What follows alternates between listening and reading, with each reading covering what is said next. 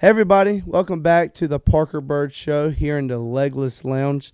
Today's guest is someone who redefines what is possible.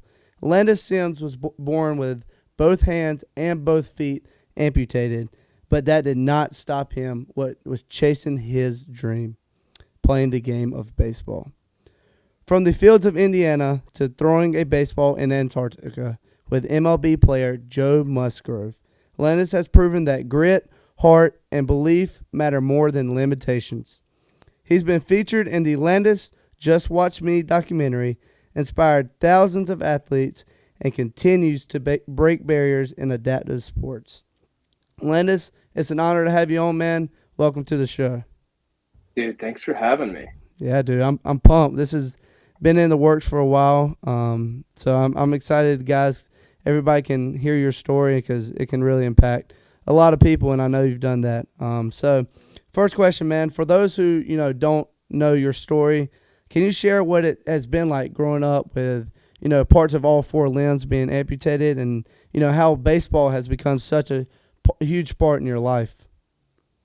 Yeah, I think the biggest question I get a lot of the times is like, what's it like not having hands, or what's it like not having legs? And the response I always give people is like, I was born missing them. Like it's the same as being born with them. Mm-hmm. You just learn from a young age how to use what you have. Um, so I mean, for me, growing up, it was the same. I still had to learn how to eat. Had to learn how to or like learn how to feed myself. I had to learn how to walk. I had to learn how to do all this. It was just a little bit different for me. I got my first set of leg or prosthetics at 10 months old, and I was walking around on a walker. And part of that was just because it was going to take me longer to learn how to walk. So it was get me started earlier and to get me going. And then when I was I think 2 years old, my grandma brought home a like a t-ball bat and a ball from a yard sale, and fell in love with it at that point. And that was part of kind of what taught me about life and how to go through everyday life, because in baseball there's so much failure, and you learn from that failure, and then that success comes, and it feels so much better than if it's just success all the time. Yeah. And so it taught me how to be able to kind of go through that diversity and be able to fight through being different, and then Mm-hmm. learn how to use a fork or learn how to walk, because I was able to use that failure and really not necessarily enjoy the failure, but be able to recognize that the failure is good, and Yeah. that I can use that to, be better.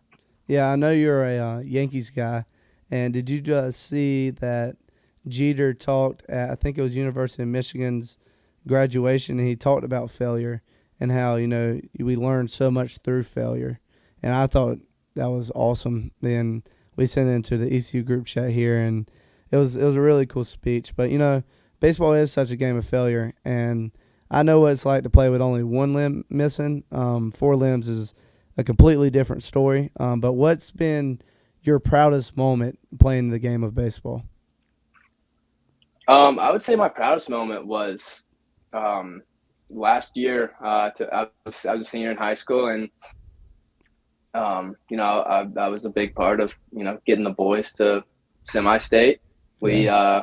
We were the second team in our high school's history to ever win a regional championship. Um, and it was one of those things. We came into high school expecting to make deep playoff runs every year, because we were that class that was supposed to really be a game changer. And the Mm-hmm. first 2 years, we never made it out of our sectional, and it was always like, dang. And that's where that failure comes in. Like, it hurts, it hurts, it hurts. All 3 years, it hurt really bad to lose. And then my senior year, we have kind of a brutal season. Like, halfway through the season, we had a point where it was like, I don't know if we'll win a single playoff game. Like, you're Mm. just in a bad spot. And Right. then we had a couple really good practices. Had a day off where we all just kind of hung out and we played tennis, baseball in the yard, and that was like the moment that changed everything for the season. We came out, we ended up really really hot, just playing great baseball, and then we won our sectional, won our regional, and then came up short in semi-state. But it was one of those things that just felt so good. Like, we finally did it. Um, I was our DH, and throughout our whole playoffs. And so in the bottom of the seventh, my best friend came in to close our sectional championship game, and strikes out the last hitter and just running out there and like jumping into his arms.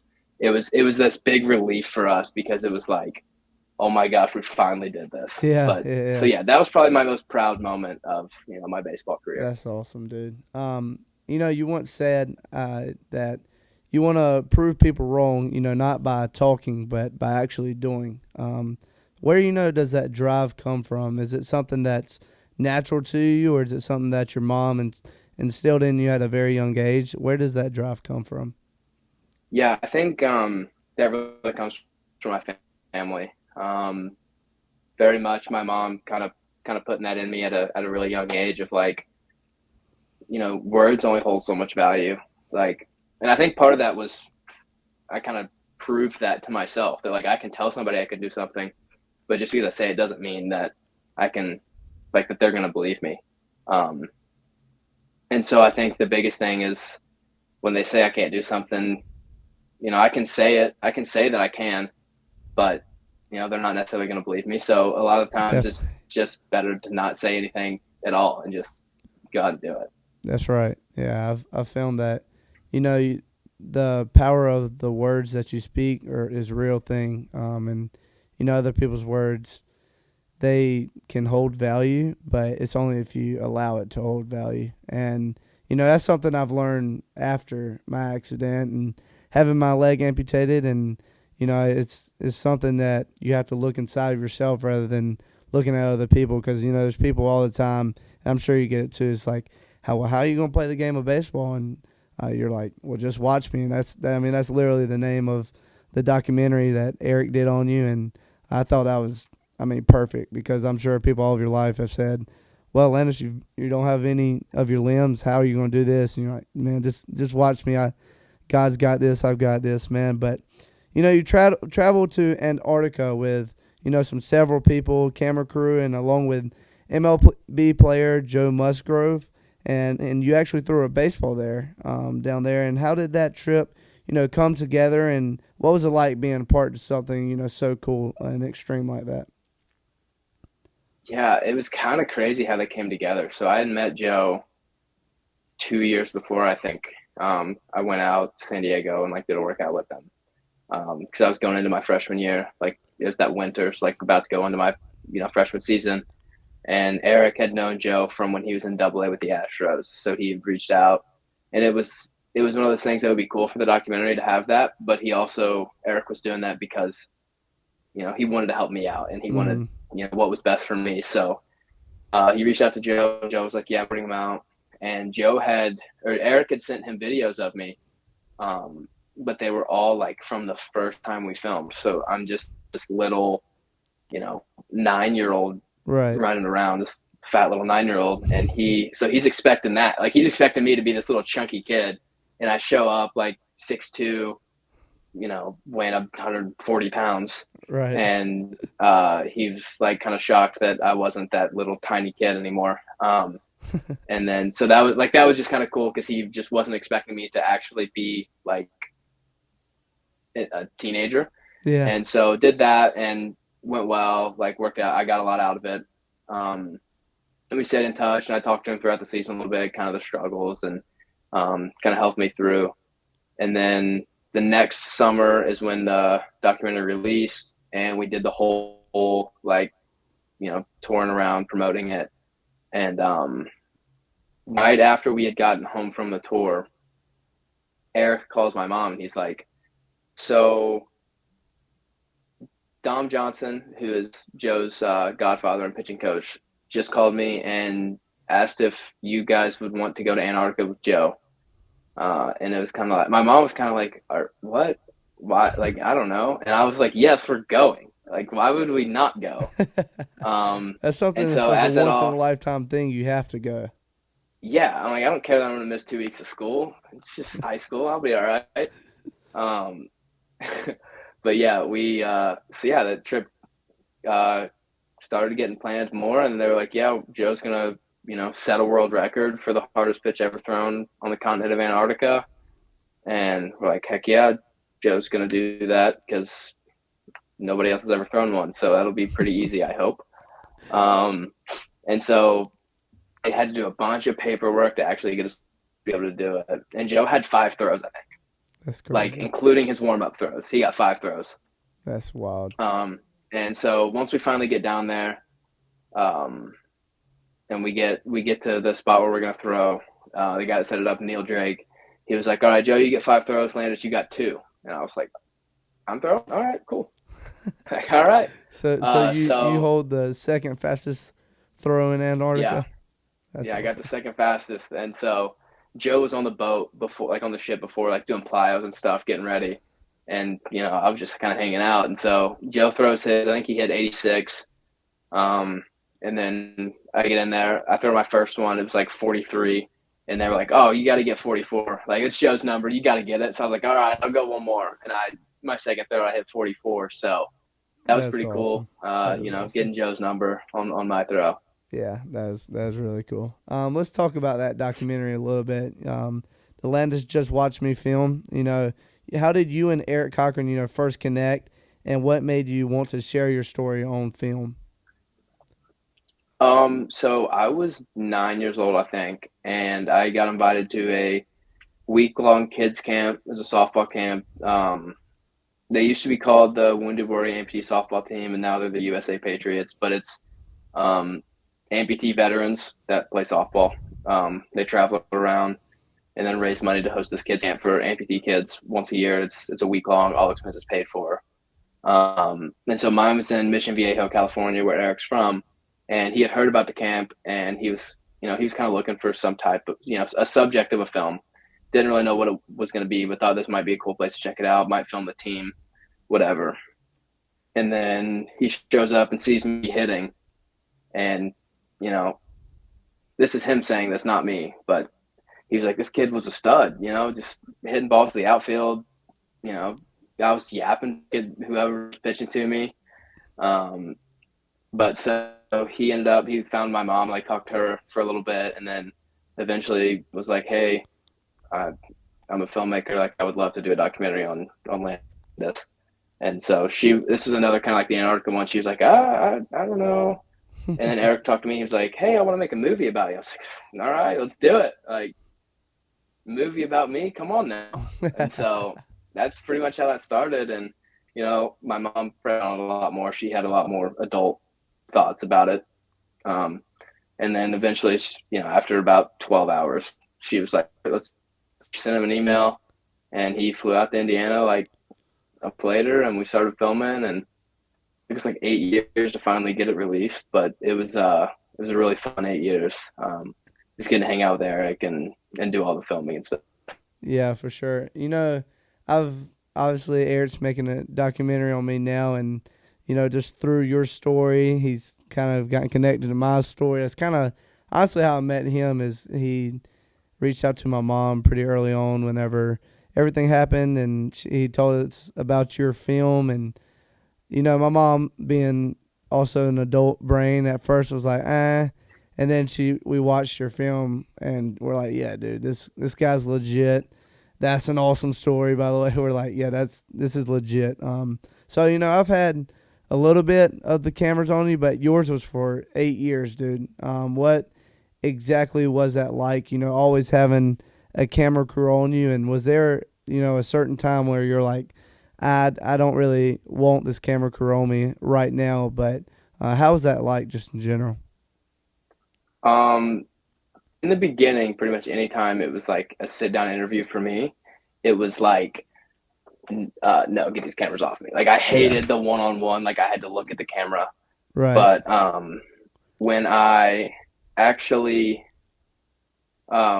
like matured a little bit, and actually Eric talks about the first interview he ever did with me. He was like, "We're hosts. Like, this is not gonna work."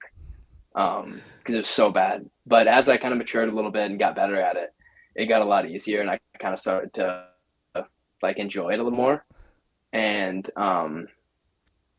so it just got a lot better, and like the interviews actually went well. But he was like, "Dude, we're gonna have to write everything for him to say, like, because he can't talk to the camera."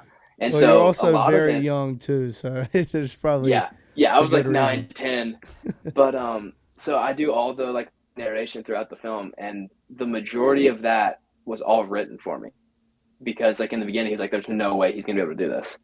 And so like some of the stuff is actual interviews of me, and I'm actually answering the questions, but like a lot of the voiceover that I do was all written for me because Yeah. like I there was no way that I was going to be able to get that out. Yeah, it's the one-on-one sessions, I'm obviously a lot older than you were at that time, and so it's a little bit easier. But he definitely makes it easy, and he doesn't tell you exactly what to say, or for me at least, he doesn't tell me exactly what to say, but he will definitely steer me in that direction, and so it's pretty cool. But I've my documentary hasn't been released yet, but Eric's already told me the vision for it, exactly what he wants people to see through the film. What exactly do you think Eric did the best about telling your story through the film? So originally, it actually took until I was probably in eighth grade for him to have a real vision of what the film was going to be. And like we stopped filming my freshman year. So like, it was almost to the end that he was like, all right, this is the vision. But I think the biggest thing out of mine that he did really well was kind of telling the story of my family, I feel like, Mm-hmm. um, and how close I am with my family, and how they really shaped me and who I am, and kind of were those examples of faith for me that brought me closer to God, and then Mm-hmm. he was able to show um, in a decent way through that my faith, and how that was kind of what got me through everything, all the hard times, all the struggles. Like at the end of the day, you just got to remember God's got me. Like he's with me all the time, and that That's right. whatever it is, that's for His glory. And so that was, I think he did a really good job of kind of telling that story. Yeah, it's pretty cool, dude. Is he now realizes that he probably missed a good opportunity to share like about your mom's faith in particular throughout your story. And he's actually said this to me and my dad, so this isn't me making anything up by any means. He's like, I feel like I missed a part of his story by not sharing that faith piece, and it's just because he didn't really come from a faith background. Like he didn't really grow up like me and you and in church and all that. But like kind of seeing your story now, my story, he's like, I'm not going to miss the chance to share his faith piece because that's such a pivotal point in my journey. So it's been cool just to see him, learn what the Bible says without even, really trying to. But he's kind of gotten closer to Christ through both of our stories, really, because he realized the opportunity he missed with yours. And now with mine, he's like, I need to put this in there. So he's not too familiar with it, but now he's like Chat GBT and stuff. And he's telling me, like, dude, I've never used Chat GBT so much in my life. So it's been pretty cool just to see that. But looking back, how has a documentary, impacted your life after the way and at the way you see people now? I think it impacted my life in a way that it was really amazing because it gave me a platform to be able to reach other people, and Right. especially people in the amputee community where like I can reach out to them and they don't think I'm just some weird guy that is trying to make friends and stuff like that. Like they see that like, oh, I've really went through this and there's like evidence of this, and Mm-hmm. so they're like, all right, this guy knows what he's talking about, like he can really help. And then it's also brought me so much closer with CAF and given me um, you know, an opportunity to kind of be a leader in a certain way. And like with Chase Merriweather, who's has a Mm-hmm. little cameo in the documentary, I've gotten to watch him grow, which has been crazy because you see him in the movie and he's like this little tiny kid, and now he's all grown up. He's in high school now, and Yeah. it's been really fun to get to watch him grow. See But him I would run say, 40s and stuff. yeah, it's awesome, dude. But I think kind of what we were just talking about with Eric's faith is that so the camp that Eric saw me at, I applied to because they do it every year. I applied to the camp the first year they did it, which was 2 years before mine in Orlando, and I got turned down. And then the second year they did it was in Louisville, Kentucky, which is like, right next to where I live, and got turned down on that one again. And then, a lot of prayer. Like my mom was like, what the heck? Like, like, God, why are you not allowing my kid to have this opportunity, Right. to have this community of other amputees to be able to, get to know and get to see for a whole week? And then, so she applies the third year, we get to go. And it's like perfect, perfect timing, perfect place. Eric's there. We get to do this documentary. We get to tell this story. And, it was like God really works to get me there so that we could do this. But I think even furthering that, like Eric never had any type of um, faith based anything around him. And, God used my story and your story. Like without me being at that camp, he doesn't know who I am. He never really gets connected with the amputee community in the same way. Mm-hmm. So he doesn't get to know me, and then he probably doesn't know about your story, Right. Never gets to meet and Bob Babbitt, the legend. never meets Bob Babbitt. Gosh, Yeah. what a guy. But Yeah. I think that's where, like, God's put two big faith stories right in front of him, and that's been really cool to get to see. Kind of like you said, like he's starting to, he's learning about it without really like Mm-hmm. having any intentions in learning about it. It's just kind of been put there in front of him, and God's Right. like, all right, here you go. Like, I'm giving you this information. Like, do what you want with it. That's right. Yeah. Hey guys, I want to take a quick second and thank today's sponsor, Children Health Services. Children Health Services understands the importance of your child's well-being from the very first day they were born in the hospital. All the doctors there are absolutely outstanding. They have one location right now on Arlington Boulevard and have a second location coming soon on 10th Street. So make sure you go and check those guys out for the best patient care out there. Thank you guys, and welcome back to the show.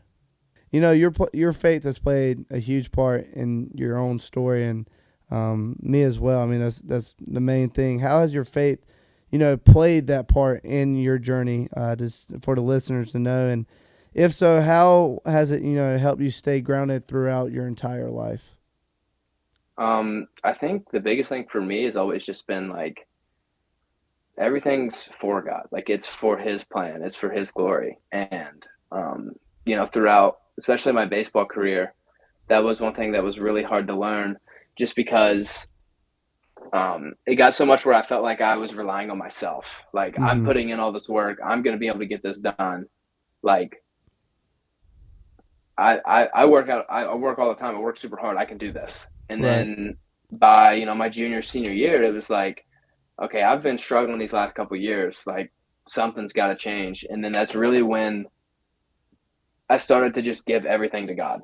And Mm-hmm. like every at bat, like every time I'm on the on deck circle, like I'm, say a prayer, just like, hey, whatever happens here, I just ask that you allow me to perform to the best of my ability, and whatever happens, is for your glory, and whatever you feel is what's best here. And Right. so that was when I started to accept, like, when I strike out, oh well, if I get a hit, thank you for that. Right. When I get out, like, thank you for just giving me this opportunity to be able to play the game that I love. And Yeah.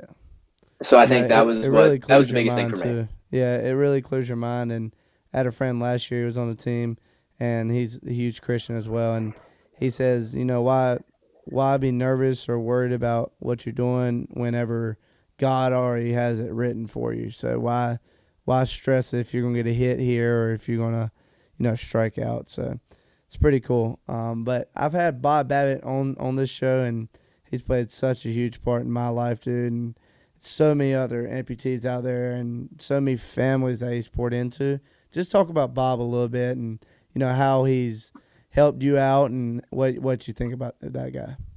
Dude, Bob is the guy. You said it earlier, he's a legend. He has been so great. Took me when I was young to MLB Network a couple times, and got to know some of those guys, which was really cool. We got to spend the whole Mm-hmm. day with Kevin Millar and Mark DeRosa, like some of the coolest guys ever. And then he knows everybody, so it's like Literally. and anytime you and their ever want to, story. And their yeah, he story. knows everybody and their story. And so it's like if I'm like, hey, I'm having this problem, he's like, oh, well, I know this guy. let me reach out to him, and he can help you out, because it's not necessarily that Bob knows how to help with everything. He just knows who can help. Yeah. And so, he's passionate about helping people. Like that's just who Bob is. Bob wants to help everybody he can, and especially in the amputee community. Like he wants to be there for every amputee that he can be, and he's just, yeah, Bob's the best. Yeah, that's awesome. And Bob is the founder of Challenge Athletes Foundation. Just kind of tell me a little bit about Challenge Athletes Foundation and how that's played a huge part in your life as well. Challenge Athletes Foundation has literally been like what got me through playing baseball through high school. Like I wouldn't have the equipment to be able to really perform. I'm sure like the difference between a walking leg and the leg you use to play on. Like it's just two It's completely huge. different. Yeah. It's completely different, and especially when like because you still have one leg that you could get by with, but Right. when I'm using both, I have two prosthetics. It's like if they're both not really meant to run on, there's just no really getting by. And Definitely. so I think, you know, having CAF be able to provide the equipment to, actually be able to play sports, because it's so expensive and insurance Hmm. doesn't pay for it. And that's something that Bob always makes sure to bring up to people. He's like, you know, insurance say that sport is a luxury. And so if it's a running blade, like they're not going to pay for it. And so Bob's always, doing whatever he can and CAF they're always doing whatever they can to help out. And so, I had those, they took running blades and put a footbed on it, cut it down the middle. So it would have that, flexion in it to be able to actually run the bases and be able to move laterally and stuff. That's right. And then, my attachment I used to hit, like that was another thing without CAF. Like there's no, again, that's not something that insurance is going to cover. So it's just the equipment that I had from CAF has been huge, and they're really one of a kind. They really are. That's so true. I know that what you have and all the equipments and prosthetics that you have just to play the game of baseball. But can you tell really everybody about how you do it with the equipment that you use, the contraction you use to hit, and what's so special about both of your legs? So yeah, David Rodden across this, same for you. Yeah, He is incredible. he is that. But so the attachment that I use to hit with is basically just like this plastic shell that goes around my nub, and then it has carbon fiber that goes around it to give it a little more, make it a little more firm, and then it has a spot for the bat to kind of sit in, and then I'm able to swing normally, and then I can just pull it off whenever I'm ready to run the bases, and you know, there's the bat's not in the way anymore. And then for my legs, it's a running blade with a footbed on it, and then it was like just a table saw right down the middle, so that the foot kind of flexes like this, so that I can be able to move side to side. And I actually have my baseball legs 2 inches shorter than my walking legs. Um, Try to get a little more stability, be a little That's more pretty balanced cool. and stuff. Yeah, So, but yeah, they're like without all of that, I would be in a rough spot. definitely. That's so cool. One, you could pick your height. That's pretty awesome. Hey guys, I want to take another quick second and thank another sponsor, Shimmer Boutique. Shimmer has a new cool live website at shimmerboutiqueonline.com, and they have a lot of cool stuff on there, including one of my personal favorite brands, Yeti, Pimp Shrimp, Local Boy, all great stuff. So make sure you guys go and check them out. They have 3 in-person locations in Greenville, Winterville, Jacksonville, and have that cool new website at shimmerboutiqueonline.com. Thank you, Shimmer, and back to the episode. So what advice would you give someone who's facing a challenge that feels absolutely impossible to get past? Um, I mean, the biggest thing for me is just you know believe that God's got you. He's gonna do what's in your best interest, whether you realize it's in your best interest or not. And just keep fighting. Like don't give up. in a way where you're like, oh, God's got this. I don't have to even try. That's right. Keep going after it, keep working hard, but just know that like whatever the outcome is, as long as you're giving everything you have and giving all glory to God, like the outcome's not gonna be bad. That's the truth. Landis, you've already done, so much in your life. What's next? What's the dream for you, brother?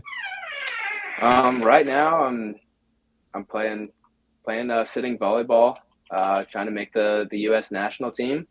Right now, hopefully play in LA in 2028. But other than that, just trying to get through these next 3 years of school. That's right, dude.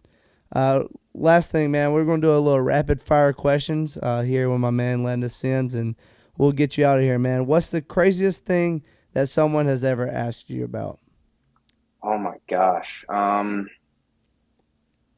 That's a really good question. There's a lot. I think trying to because I got some good questions while I was in school this last year because it's a whole everybody was new. Right. Um, um, a lot of people. My favorite thing is when people ask how I eat, and I'm like, dude, I put it in my mouth and chew it up and swallow. Like, what do you mean?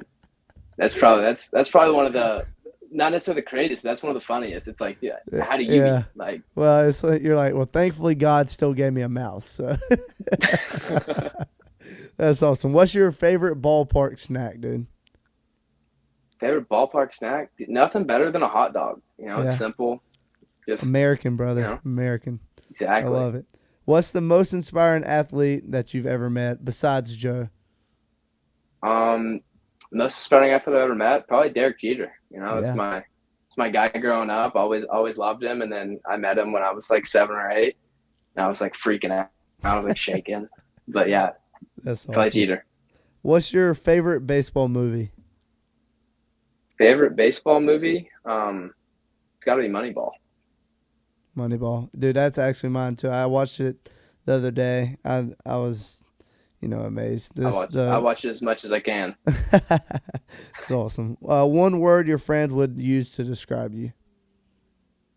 Um, I would say charismatic. I feel like I always have a good way of talking to people and always hold myself to a certain standard of like, you know, not letting people see me down almost. Like always trying to just be an inspiration to everybody as much as I can. Definitely. And last one, dude. Something that you're surprisingly really good outside of baseball, of course. I would say turkey hunting. My Heck yeah. Is it One of in my favorite season in things. Indiana right now? It just went out on Sunday. I got home at 2 a.m. on Saturday morning and got in the woods at about 6 That's Saturday awesome. morning and got one down by 8. So that was nice. That's awesome, dude. Well, Landis, man, thanks for making time for us here in North Carolina, dude. We're proud of you here, man. Keep on going in life. There's a lot of big things out there for you, and our relationship obviously is just getting started, and we'll see each other a lot in the future. So, thanks for coming on to the Parker Byrd Show, man. For sure, dude. Thanks for having me. Of course, guys. Thanks for listening. Thanks for tuning in. My guy Landis Sims. Make sure you go and check him out. What's your Instagram? Sims underscore 42. Awesome. And you can watch his documentary, Landis Sims, Just Watch Me. And what is that on? Is it on Apple TV? Apple TV, Amazon Prime, and Google Play. That's awesome. So make sure you guys go and check that out. Landis, thanks again, man. You guys have a great day. God bless and go Pirates.